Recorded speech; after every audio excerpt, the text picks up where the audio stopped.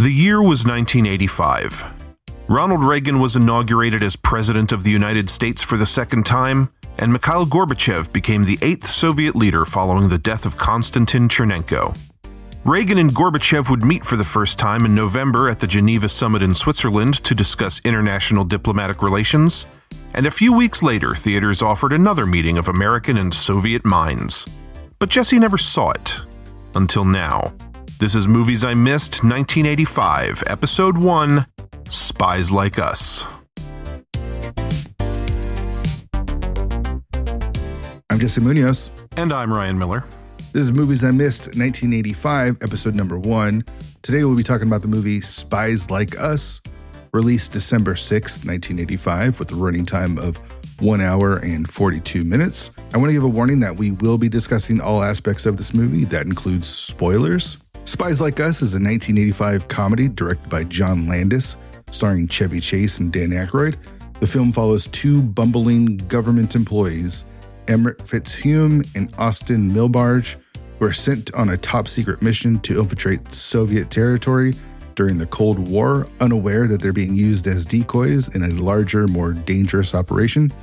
As they stumble their way through espionage hijinks, Emmett and Austin develop an unlikely partnership, ultimately proving their resourcefulness. What's the use? It's probably all over anyway. No. All we have to do is switch sending boards.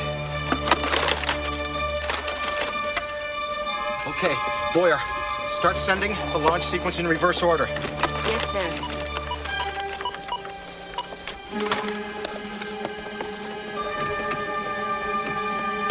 Fitzhume, hold these together. Gotta make the splice. Hold it together. Ow, I got a shock. And you will. I don't care how painful it is. You've got to hold them together. You are the circuit bridge. But I need, Because of the bread box? I need, The title of a movie. Animals in their natural habitats. Title of the book. Things that are round. Things that are square. Things that are being electrocuted. got it!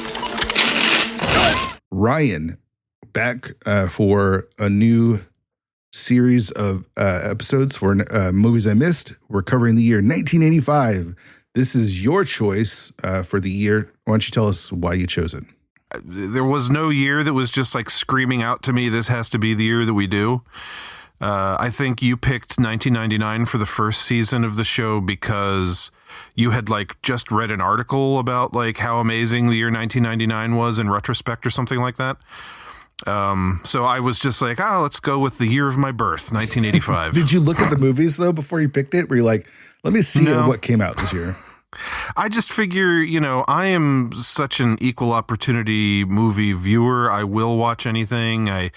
My co-host on Triple Threat Theater, friend of yours and mine, Joe Daxberger, always jokes that when it comes to me in movies, I got to catch them all. Sure. And I mean, I own 3,500 movies on Blu-ray, and I would say probably about 40% of those I've never even seen. So I'm just like always wanting to watch stuff. So like any year you pick, I'll be able to find 5 to 10 movies I want to watch, if not more. Sure. So.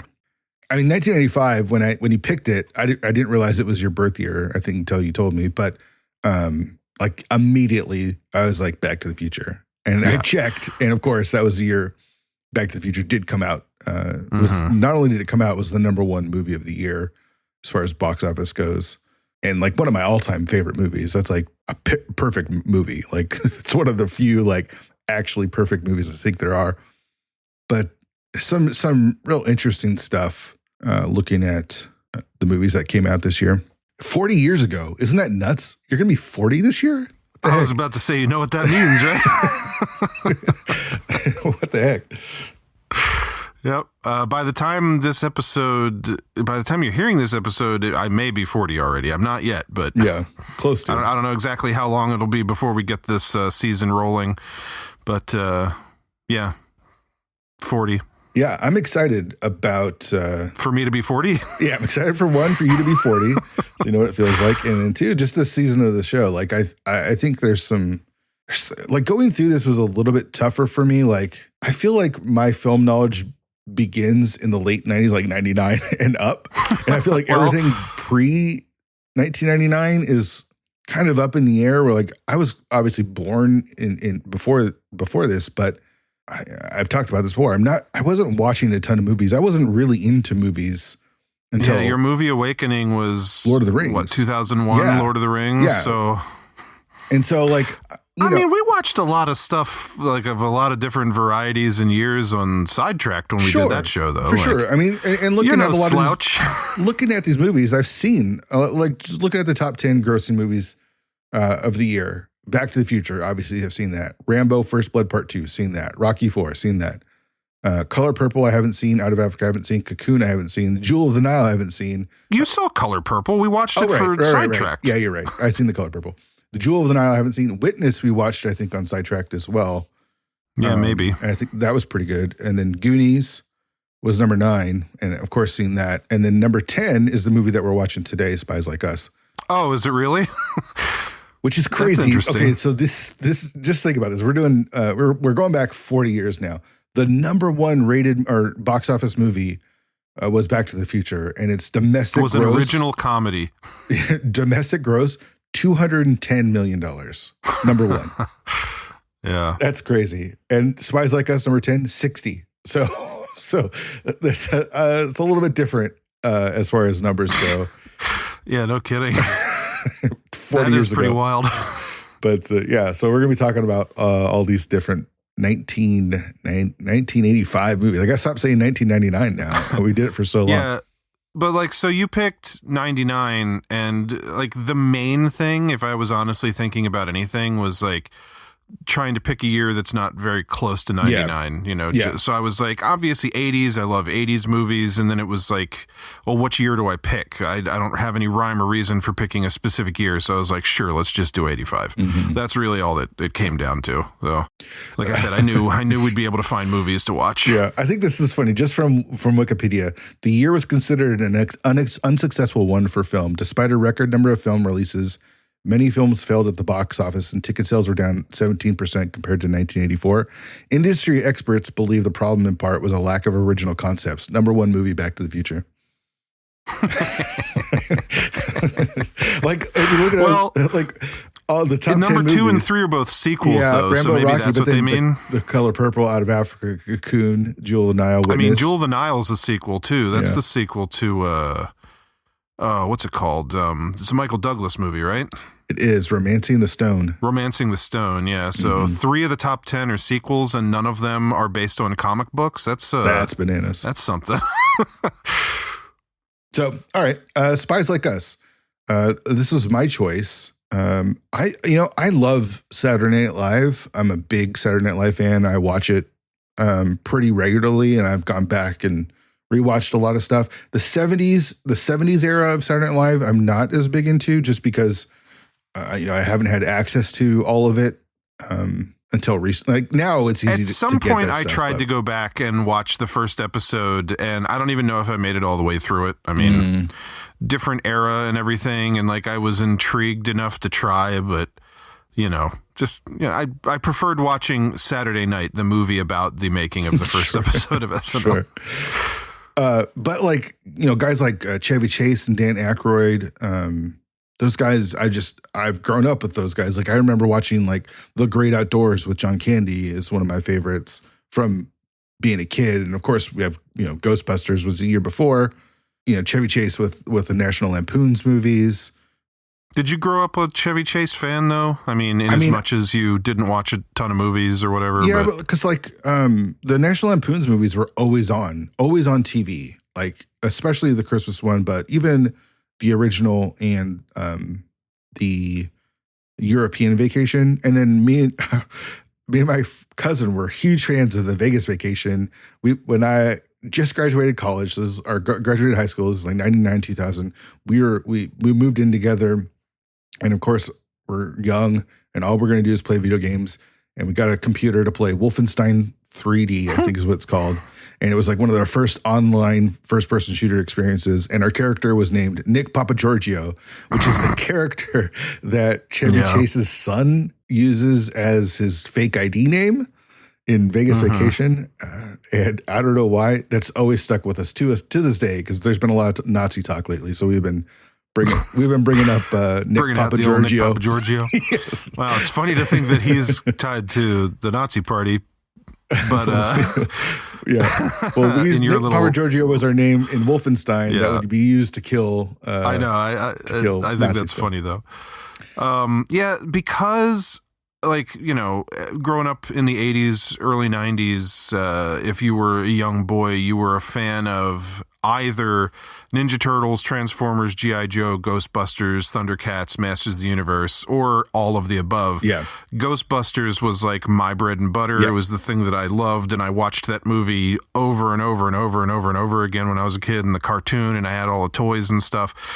So I've always liked Dan Aykroyd because of that. But I feel like for me, Chevy Chase, if I ever was in the presence of a Chevy Chase movie, like, you know, the classic stuff, like the vacation movies or Caddyshack or something, those felt like old timey to me. And I think it's because growing up, my uncles, like my mother's brothers, were big fans of that stuff. And like, so the only time I would really see it is if we were like at a family gathering and they had it on the TV. And that always read to me when I was a kid as like, Chevy Chase and these movies are like old. Like those are the things my uncles like. Sure. And Ghostbusters was like my thing. So I came late to Chevy Chase, and I'm not like the biggest fan in the world, but you know, I like stuff like Fletch, and you know, I've come around on things like Caddyshack, and I've seen all the vacations at this point. Christmas would be my favorite, but yeah, Christmas is my favorite too. I yeah, liked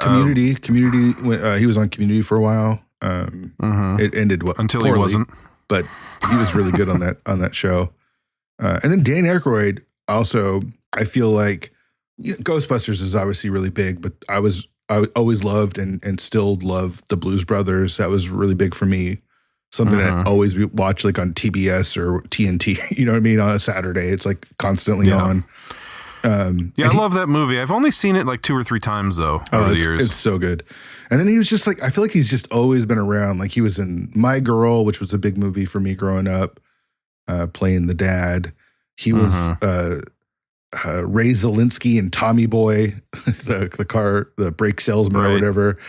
He's just always been there. And I've always found him funny. What I think is something that I didn't realize until later, until I got into movies more, was how influential he was and how much of the writing that he did. Like he was, not only was he in all this stuff, but he was like behind so much of it. Yeah. I feel like the same thing goes for Harold Ramis, who like a lot of people would probably know as Egon, but then you look at like the credits on a lot of comedies and he's like writing and directing things, even going back to, I believe he was one of the writers on Animal House, which was like a big break for some of these guys like Belushi and like those early SNL dudes and all. So Spies Like Us is one of those movies I feel like I should have seen because of the people involved. I mean, the leads are Chevy Chase and Dan Aykroyd. That's like, whether you like them or not, those are just 2 huge names in comedy, especially in the 80s. But it just, unlike those other movies, I feel like it was never on, or it was just something that never really piqued my interest. And so I never really looked into it.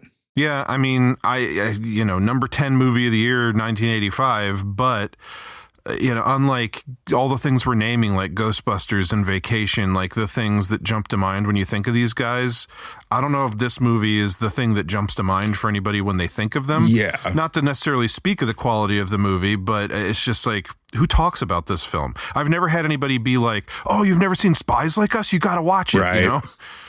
Yeah, that's true. Let's talk about the people involved. Specifically, the director, John Landis, is another name that's like synonymous with the 80s and all the movies that he did, you know, infamous and otherwise, you know, Twilight Zone being probably the infamous one, but which he directed just a couple years before this.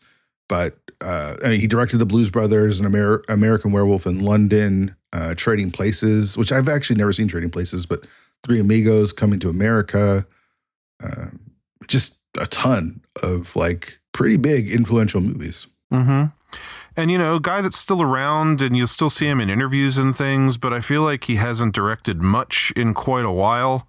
And it's one of these things where he definitely did influential stuff and some noteworthy things like Animal House, Blues Brothers, American Werewolf.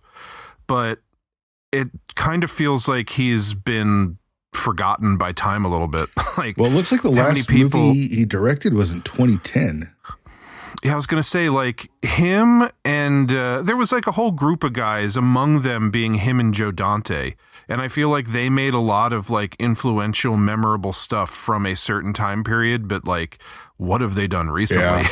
And, I get the impression that these guys were a little bit counterculture, and like with an American Werewolf in London, I remember him having, fights with the studio over, is it a horror movie or is it a comedy? And he's like, why can't it be both? And they're like, we don't know how to market this. And so It's like these guys played to the beat of their own drum. And I guess it's the kind of thing where if they have one or two failures, then it's easy for the studios to be like, well, if you're not hitting home runs, then we don't need you, but you need us. So good luck finding work or something. But or maybe he just doesn't want to direct anymore. I don't know. It looks like he could just be living his life. Some TV stuff. His last movie is in 2010 called Burke in Hare, starring Simon Pegg and Andy Serkis.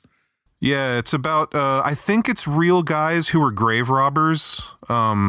It's either they were real people or it's based on like some classical literature or something, the characters. But it's like some kind of comedy. I haven't seen it. It's a comedy about grave robbers in like Victorian England or something. Interesting. Yeah, it was guys who like there was a certain time where, medical science was kind of improving and colleges needed cadavers to like dissect and for their students to learn from, and they like couldn't get them fast enough, so the colleges or like the professors would pay people to rob fresh graves and bring them bodies. Interesting. And I think that's what that's about.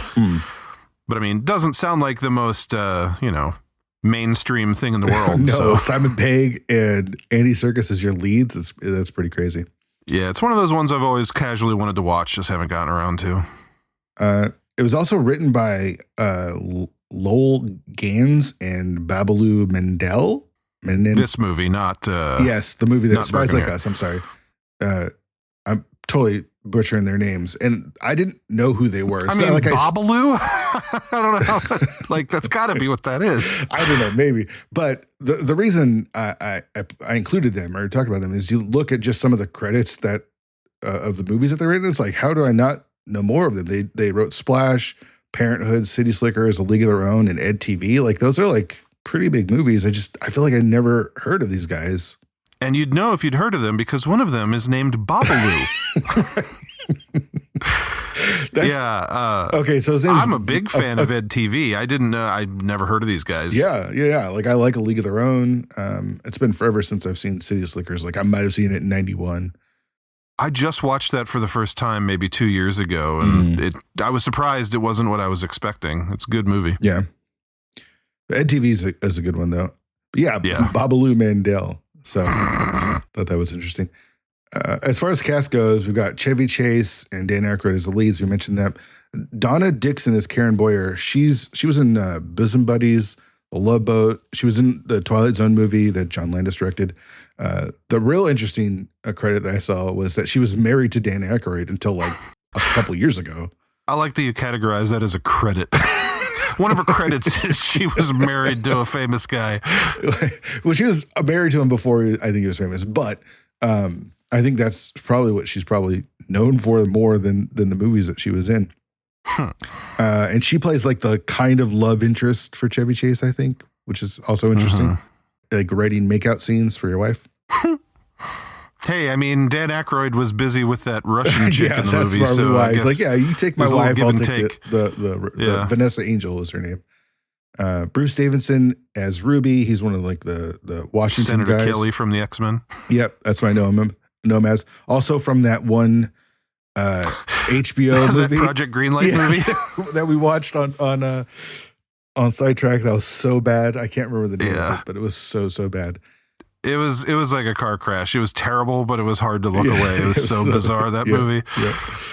William Prince as Keys. Vanessa Angel is the Russian hottie. She's there because she's like beautiful and she like takes her clothes off in the snow. Yeah, in the Arctic tundra or whatever, Right. wherever they are. Frank Oz is the test monitor. I thought that was interesting. And then there's a bunch of cameos in this. Joel Cohen, Sam Raimi, Bob Hope, B.B. King, Terry Gilliam, Larry Cohen, all cameoed in this movie. Now, here's my question, because I wasn't sure if you were going to catch them or write them down. How many of those did you recognize or notice while watching the movie without looking it up? Well, Bob Hope for sure, because he's he's the obvious one. B.B. King I noticed, and then I think it was Sam Raimi was the other one I noticed. The other ones I didn't know. Yeah, I saw Sam Raimi and I was like, what the fuck? Yeah. Sam Raimi? Yeah. And then in the credits, I was like watching the credits after the movie was over just to make sure I wasn't crazy. And he and Joel Cohen were in the same scene together. And I hadn't recognized Joel Cohen. So then I saw his name and I rewound. But then, do you know who Larry Cohen is? I added him to the list. Is he? No, I don't know who that is. He's the director of a bunch of like schlocky B horror movies like The Stuff and Q the Winged Serpent. Okay. I didn't catch him. Like, I know what he looks like, but he's, in 2 shots in the movie. And then again, when I was watching the credits and I saw Sam Raimi and Joel Cohen, it was like the cast listed in chronological order of appearance, and they all are like guards outside that one building. And I saw B.B. King, and then I saw Larry Cohen's name, and I was like, no way. And I rewound, and sure enough, fucking King Cohen himself had one line in the movie. Did you see Terry Gilliam? Because I couldn't recognize him in the movie. I didn't take notice of him, no. So, I mean, the real, as far as cast goes, the real is heavy is the 2 leads, right? It's Chevy Chase, Dan Aykroyd, and then just a bunch of other people kind of thrown in there to like upset the card or whatever, to be the foils or the interests. So this is a comedy. I should say that. It's supposed to be a comedy, at least. What did you think? What did you think of the movie? I thought it was okay. It's not a laugh riot or anything. I generally feel like, kind of like what I was saying about Chevy Chase and how, there's like this ingrained feeling in me that like, oh, he's old-timey comedy because he was around like on SNL, 10 years before I was born or whatever. But I would say that any laughs that I did have, and there might have been 2 or 3, came from him. Just when he makes some like stupid face or says something completely moronic. The Chevy Chase, he does the Chevy Chase thing a lot of falling into stuff or falling down. The pratfall sort of like mistakes that he does, like when he's supposed to be doing surgery and he like knocks over the thing, and that's just classic Chevy Chase, and he does a lot of that. Or when they're taking the test and he's falling over, or you know what I mean, like there's just a lot of the regular Chevy Chase isms in there. Yeah, there's 1 or 2 times where I'm not sure if they were ad libs. I would bet they were, but it's like Dan Aykroyd would say a line and then Chevy Chase would just say something. He would just say like 2 syllables that it feels like he thought up in the moment. And those were, I can't think of specific examples, but I feel like those are things that I responded to. I think the only times I really laughed were like the test taking, when he comes in with the broken arm and then he takes his arm out of it, or he's got the eye patch, and it's like it's so like super obvious, but they're, I don't know, to me they kind of worked. Just some of like the more wacky stuff I think worked whenever they're trying to do something together and it just doesn't work. Again, like the surgery scene or just a couple of scenes here and there. But other than that, it's pretty humorless. Like I did not think it was very funny for a comedy. And then it was kind of a stretch for me because I didn't know if it was supposed to be taking itself seriously, which I don't think it was, and trying to tell a story. And then the story is just so dumb and so out there. Like, I don't know. I struggled with this movie. It was like just over an hour and 45 minutes, I think, and just under an hour and 45 minutes. And it was tough to get through. I just wanted it to be funny and I couldn't find the humor in it. Yeah, it felt a little tedious to me. Like it either could have been 15 minutes shorter or they could have punched it up more. But so the basic idea in the movie that you don't necessarily get from that plot synopsis that you read is like the U.S. government gets these satellite photos of an intercontinental ballistic missile being driven through like the wilderness in Russia, and so these couple of people, it feels like the plot of a couple of James Bond movies where the James Bond villain will like disguise a ship as like a Russian ship and then attack an American ship and steal a nuclear warhead from it so that the Americans think that the Russians did something and causes like World War III. Right. It's kind of like that, where there's these couple government officials in the United States who decide we're going to send some operatives into Russia, have them take over the ICBM and launch it at America. We'll be fine because we have this secret laser like missile deterrent weapon, but the word will then be out. Russia shot a nuke at us and we'll have like the upper hand or something, or we'll be able to justify attacking Russia or something. And so they send this pair of like actual qualified spies to Russia. And then the whole idea with Chevy Chase and Dan Aykroyd is these guys aren't qualified. They're like bumbling idiots. And they send them out as like decoys. Like these guys will screw up royally and get caught easily. And then the Russians won't realize we have this other mission going on. I kind of wish that they had played that up more. Yes. Like a lot of the movie until like the last act, we never meet the other team of spies. We don't know who they are. And it's kind of like a mystery. And then when you find out who they are, it's like, oh, we've spent time with them already and didn't realize. I wish they hadn't played it up that way. I wish that we had spent time with the actual qualified ones to see how good they are at their job. As like comparison, we spend all of our time with Chevy Chase and Dan Aykroyd. And I mean, it makes sense because they're the stars of the movie, but I wish there was a little more compare and contrast, because for a while there, you just kind of forget that there's this other team. Right. It feels like they just get dropped off in like Afghanistan or wherever, somewhere in the Middle East. And Pakistan, I believe. Was it Pakistan? And they're just like trying to survive. they're like, that's the thing. It's like, you know, they think they're these two operatives going on this mission, and they ask like, well, what's our mission? And the government officials who know that they're just the decoys are like, oh, it's need to know and you don't need to know. Like, I guess that's supposed to be funny. Like, you guys are the ones on the mission and we tell you don't need to know. But yeah, they're just like meandering around, happening ass backwards into things. And then when all is said and done, Dan Aykroyd is pretty capable. Chevy Chase is just a bumbling idiot who does what Dan Aykroyd tells him to in the end. Right. But I don't know. It's like, if that was going to be the plot, if they were specifically decoys, I just wish that was played up a little more. Right. So we know what was actually going, like have an idea of what else is going on, or like what, I don't know. I just felt so disconnected. We don't realize until the end that the American government officials, like Bruce Davison and the other dude, we don't realize that they're kind of sort of scheming bad guys until the end, when they actually get the missile launched at the United States. And then, of course, their state-of-the-art laser system that's supposed to stop the missile fails. Yes. And if it wasn't for Dan Aykroyd thinking quick and spitting out some, sci-fi technobabble gobbledygook to save the day, like we'd have blown ourselves to smithereens. Right. But it's like we can bomb ourselves. Like we have a defense for the missiles so that when it looks like Russia launches the nuke at us, we can actually stop it. But even if we can't stop it, which they can't because they mess up. We're in a bunker. We're a bunker, so it's okay. We just started World War III. It's not a big deal. I just feel like it needed to get to that stuff, or at least have an idea of what is going on. I feel like there's like 3 acts to the movie that are disconnected. It's not like Act 1, Act 2, Act 3. It's like Act 1 is kind of the setup. Act 2 is just kind of out there. And it's like, hey, are these guys going to survive? It has nothing to do with spying. It has nothing to do with a mission. It's just we put them in this really dangerous situation, and can they survive?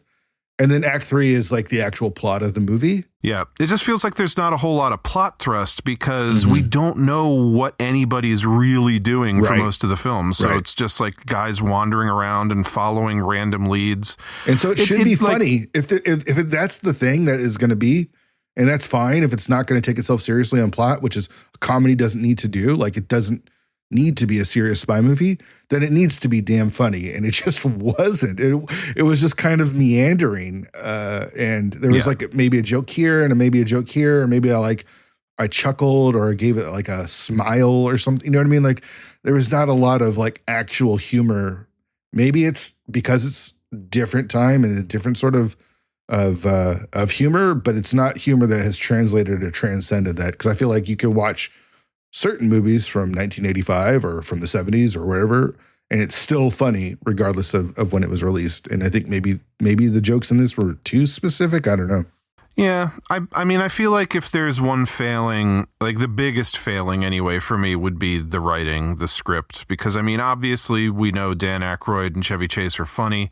Obviously we know that John Landis is a capable director when it comes to like comedies and stuff. But yeah, I think it's just like the problems with like the writing and the story structure. It's like if you watched Austin Powers and they didn't introduce Dr. Evil until the last act, like what would the first 2/3 of the movie be? Right. Like that's kind of what this is. Yeah. Yeah. And if you're going to do that, be super funny then. Like just be full of jokes. Yeah. And it's not. Just be Dumb and Dumber, basically. And it's not, it doesn't do that. It's just not funny enough to withstand its failings in the writing department. It feels like, I mean, there's fun moments here and there, like the thing with the grenade at the little shack with Chevy Chase and like his little toss of the grenade through the window and like little bits of stuff like that. But yeah, for the most part, it's not like big swings in the comedy department. It's like a lot of little jabs. Right. Like you might laugh a little, like smile here, or just kind of go, huh. That's a joke. You know what I mean? Like that, but nothing that actually makes me like laugh, like actual, aside from a couple of things that I mentioned early on. It's just like it's just not enough. It needed to be way funnier than it actually is, I think. So. Yeah. But I mean, I guess just star power alone, number 10 movie of the year. That's crazy, right? Like I didn't realize that until I just looked at the actual numbers here, but I mean, it didn't even cross. We'll get to the box office. It did make more than 60 million, and that was good enough for 10th overall. So, just different time, I guess. Yeah. I think. I mean, nobody stands out, right? Like Karen Boyer or Donna Dixon is Karen Boyer. She's just like she was the one in the tent pretending to be the doctor that wanted Chevy Chase to do surgery, right? And then it turns out she's kind of the straight man. It's the typical thing is that Chevy Chase is like the horn dog who thinks he's being really charming, and she's just like the serious, no nonsense woman where like the last thing on her mind is, you know, throwing a piece of ass at his way. So until the end, like from his point, until they think they're going to die. But from his point of view, like she's just this cold bitch, and like that's her character. She doesn't smile. She doesn't laugh. She's just the real serious one. She's there to be hot. That really is all. She's just sex appeal, really. She's there for him to drool over. Also, okay, so they get to Russia, they get to this nuclear warhead or this nuclear missile, and they're like, we can't kill those Russians. We have to stop them. And they dress up after they already had like a shootout with the cops. Yeah, I don't understand what happened to make it so like they can't murder these people with a nuclear missile. Like what was that all about? And why did they dress up as aliens? Yeah, I think their thinking was just like, we want these guys to remain likable, and if they just like go in guns blazing, they won't be or something. Yeah, like any time in the past, earlier in the movie, when any like shooting or killing takes place, it's in self-defense, and this would be them like getting the drop on these people. But then like what they decide to do, like where they're dressed up, they're pretending to be aliens. Like I was just like, what is this? Yeah, I wasn't into that. And they, you know, just happen to have fucking tranquilizer pistols with them. Right. They don't like guns, but we could trank them, and everything will be okay from there. So weird. And then, again, spoilers, we're talking about the entire movie, but the whole idea of what he does to like reverse the missile and stuff, it's just so silly. I kind of like the idea of them. They're just like, screw it. We're about to die. Let's all go take care of some business back here. And wouldn't that have been something if that's how the movie ended? I don't know. I think at least it's something. I don't know. Chevy Chase is just like pumping away, and then like he has an orgasm and screams. It cuts to a nuke landing on like Washington, and then the movie ends. And credits. That would have been. That would have been something. Yeah. I will say one of the things that I do enjoy specifically about these like 1980s movies is the computer stuff. Old beeps, bloops of the computer sounds from this time just like immediately transport me back to then when I was a kid, and how everything's like, I don't know if you noticed in the beginning, there was like a computer room where it had like these giant computers where everything was like set up, reel to reel type stuff, and just flashing even lights. Just like those satellite photos print out, and then it's like some kind of, he has to like rip the paper off. Yeah. It like prints out and he tears it off and puts it in a briefcase. And I mean, honestly, one of my favorite things about the movie is the miniatures when the drive-in movie theater is like transforming into like the radar base or whatever. That was actually really cool. It's just these long shots of like, these satellite things like raising out of the ground and buildings like opening up, and this was actually just a facade for like this laser array or whatever. Like that was like the coolest thing to me. Yeah, that was really cool. And also funny when like the missile gets fired to like shoot the missile coming in, and it's like this tiny little thing that just like scoots by it. I did think that was the funny. Laser just like ping pongs off a couple of satellites and misses it, and then like, well, that's it. Yeah. But I mean, I think that's kind of the joke, is that like, we have this advanced technology and this crazy base that's like hidden in the desert, and it all opens up like a transformer, and then it sucks. Yeah, it was good. It was funny. It actually made me laugh. And I love that, like you said, the look of all of it. The ending with them like getting promoted, and they're like having some big meeting, and they're just like playing Risk at the end, I thought was kind of cute. Yeah. It's fine. It's not like the worst movie I've seen. It's not probably the worst Dan Aykroyd or Chevy Chase movie out there, but it's just, I just felt like it missed the boat on being a comedy, right? Like it just wasn't funny enough, and then the story wasn't quite interesting enough, and it kind of missed on both ends. It's like, if you're going to miss on one, you got to hit on the other, make the story more interesting if it's not as funny and that didn't work. And if the story's not interesting, make the comedy work. And it just doesn't, not enough at least to really make the movie work. So it's the perfect movie to have never gotten around to until you have to pick some movies you haven't seen from 1985. And then it looks really appealing because look at the cast. It looked, like Chevy Chase and Dan Aykroyd, just two heavyweights in a movie that was the number 10 movie domestically that year. All right, let's talk about the box office. The movie cost $22 million, and it made $77.3 million worldwide. So you take that 60, so it made $13 million outside the U.S. Mainly in Russia, you think? I don't know. Would Russians like this? I'm not sure. They're kind of the butt of the joke. I mean, this is the height of the Cold War, right? Like, it makes sense why a lot of what the movies has going on is there. So it debuted in 1,500 theaters. It grossed $8.6 million on its first weekend, at number 2 behind Rocky IV in its second week. It made 5.4 in weeks 2 and 4.2 million in weeks 3, and then spiked about 64% to 7 million in week 4. I'm not sure what the spike was, but it was third place behind Rocky and Jewel of the Nile all of those weeks. So never hit number 1, but it lasted a few weeks in the theater. It stayed in theaters until June 11th, and then was wide until the end of January 86. That can't be right. My notes are probably wrong. I don't know why it says June 11th. Well, you said it came out in December, right? Yeah. I wrote down stayed wide until June 11th. That can't be right. It must be January 11th.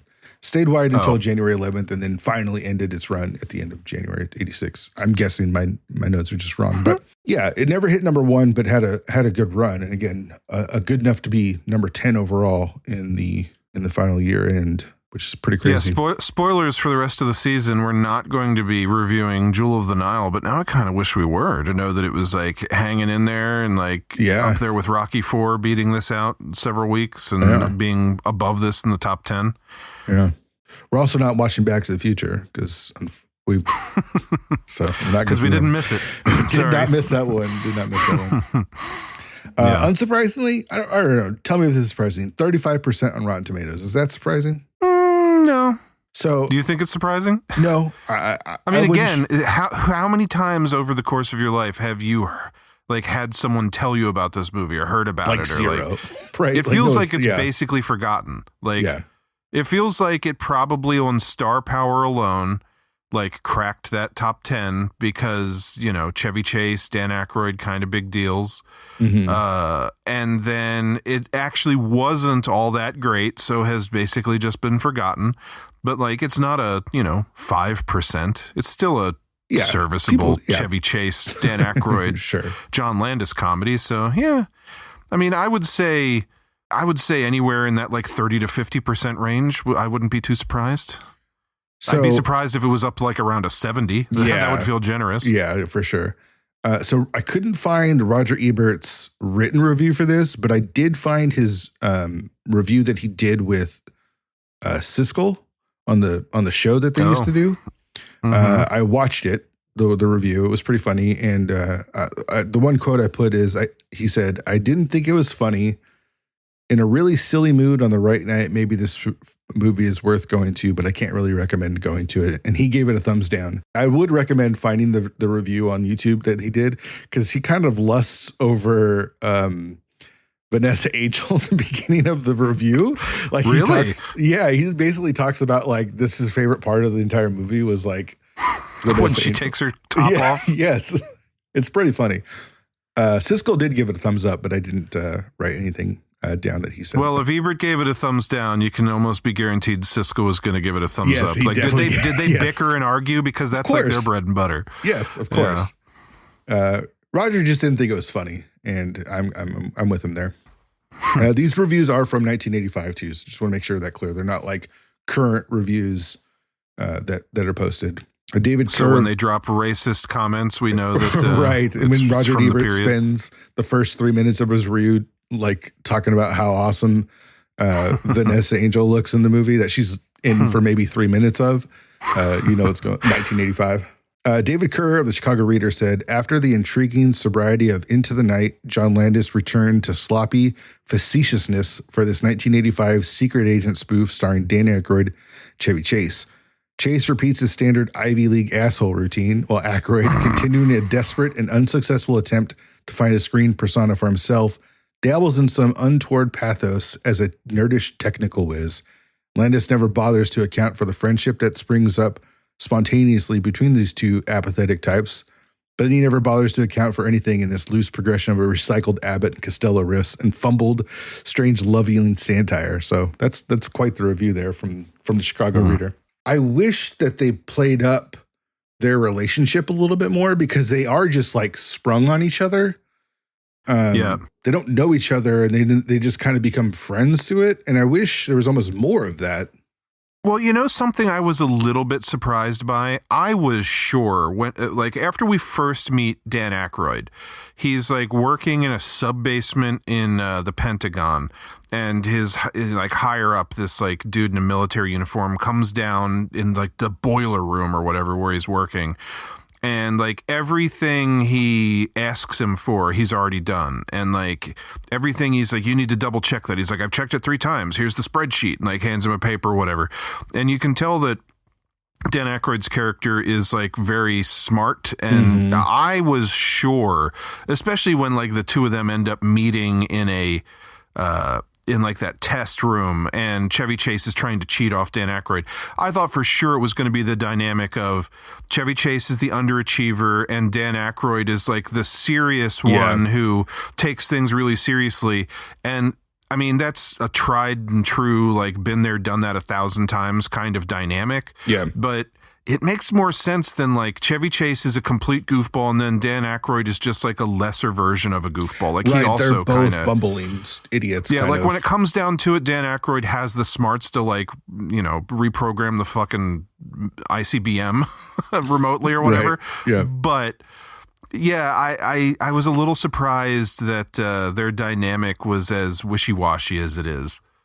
You're right. They definitely should have played up like one is way too qualified and one is way underqualified and then find the comedy there.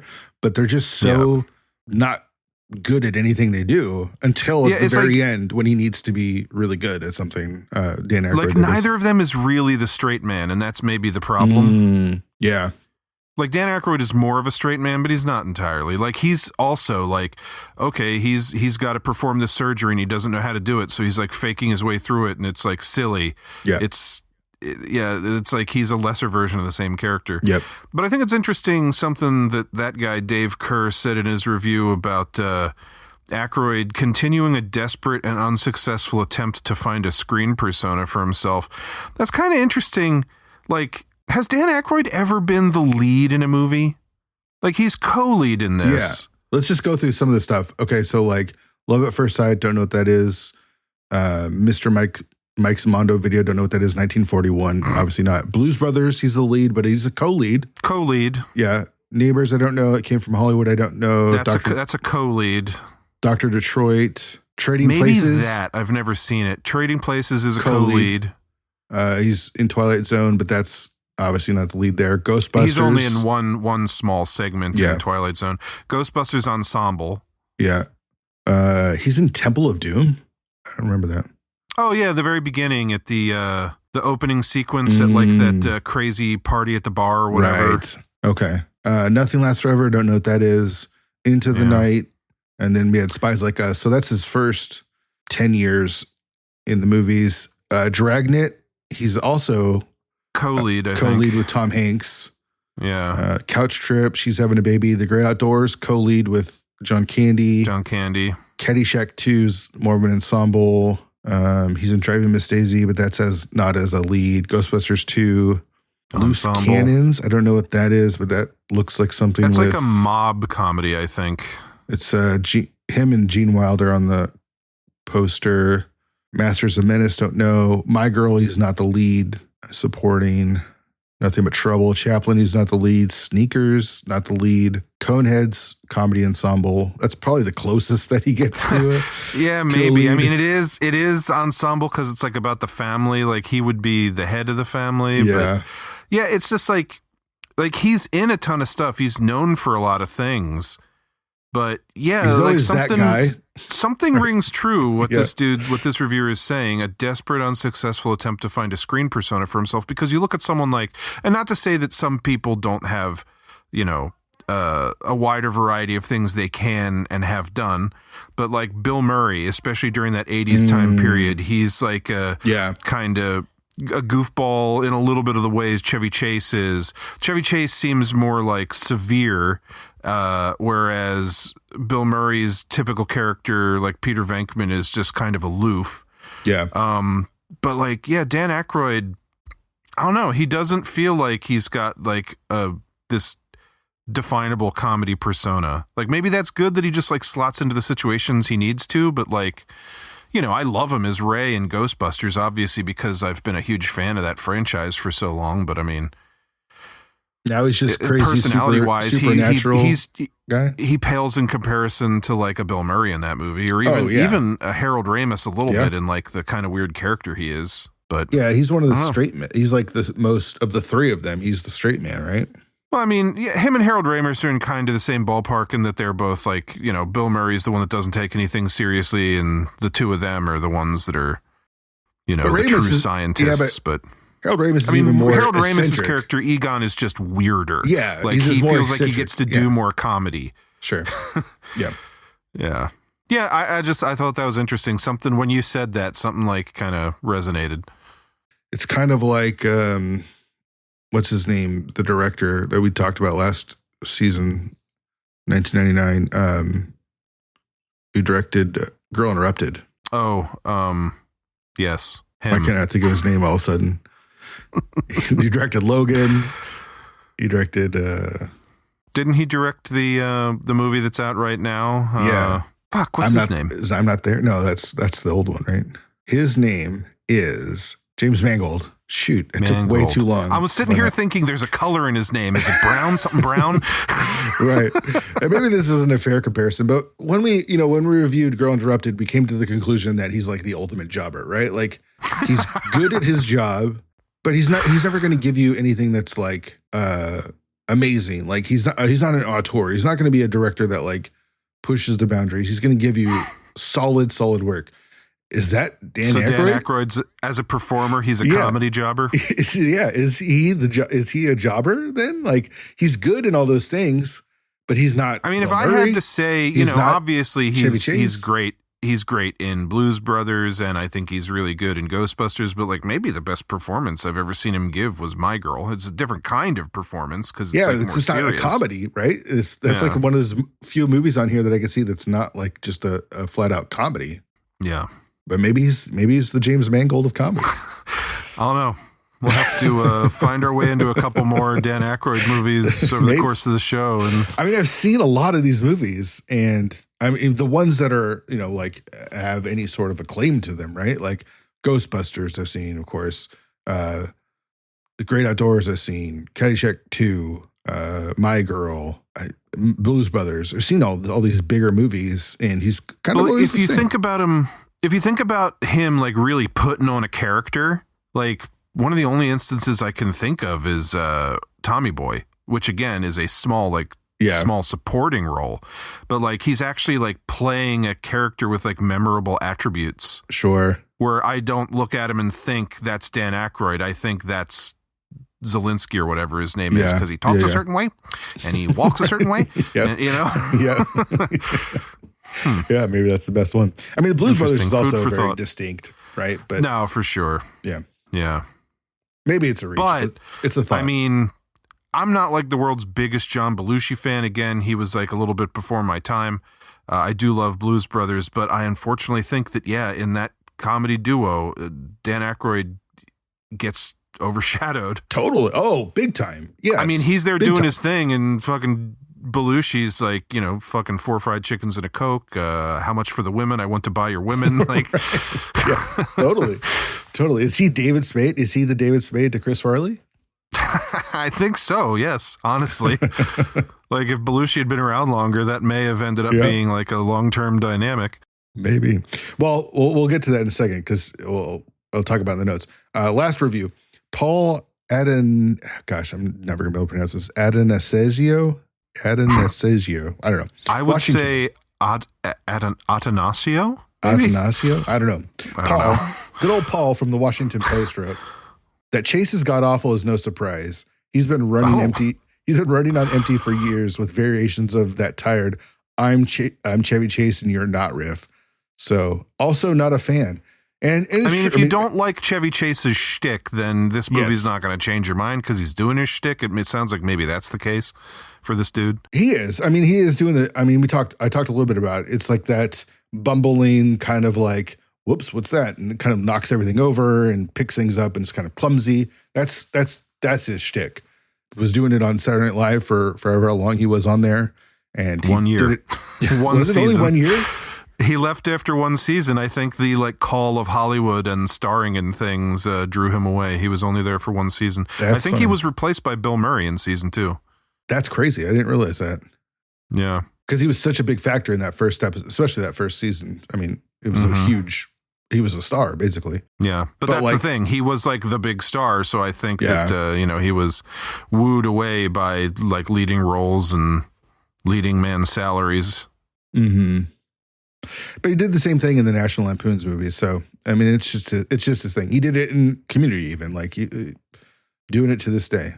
So yeah, Caddyshack for sure. People were hiring him for certain kind of characters based on what he's known for. So. No awards, not surprising. It's not a highly revered comedy, so it got no award consideration. And cultural impact, I couldn't find anything as far as this movie as like cultural impact. I think the biggest thing would come from some of the notes I've got. The title song "Spies Like Us" was written and performed by Paul McCartney. It's in the credits. That's maybe the biggest thing. I kept thinking this, and I'm not sure if I'm just crazy. Is "Spies Like Us," is that a play on another phrase? Like, is there another phrase, like something like us, that this is a play on?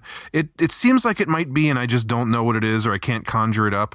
I mean, it is a line of dialogue in the movie when they realize that Boyer and that other dude are also spies. They say, like, they're spies like us. Mm-hmm. But I was like, it's a weird title for a movie unless it's like a reference to a previously existing movie title or an old TV show or a turn of phrase. I didn't find anything.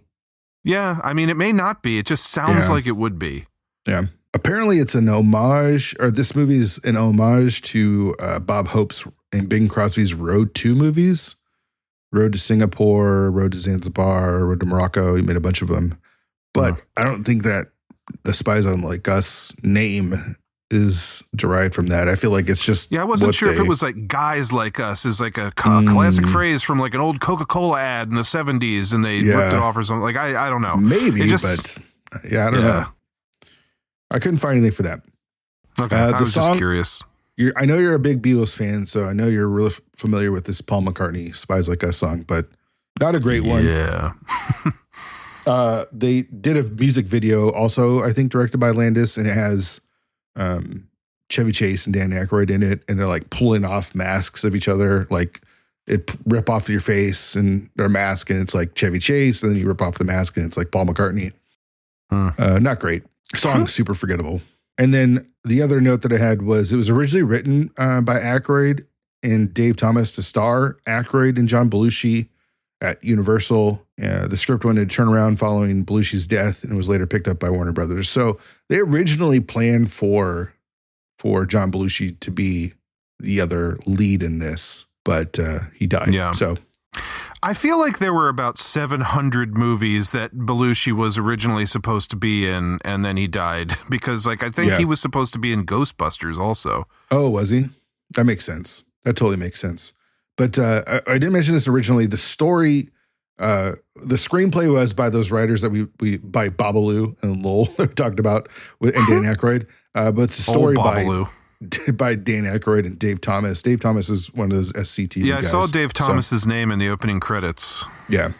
They did the story, whatever that means. It means they like, we have an idea for a spy comedy. As their premise. Yeah. Yeah. And then there's other guys, including Dan Aykroyd, who worked on the script as well, went and wrote it. So I think that's about it for notes. There's just not a lot on this movie. I think it has to do with, one, the quality of the movie is not the highest.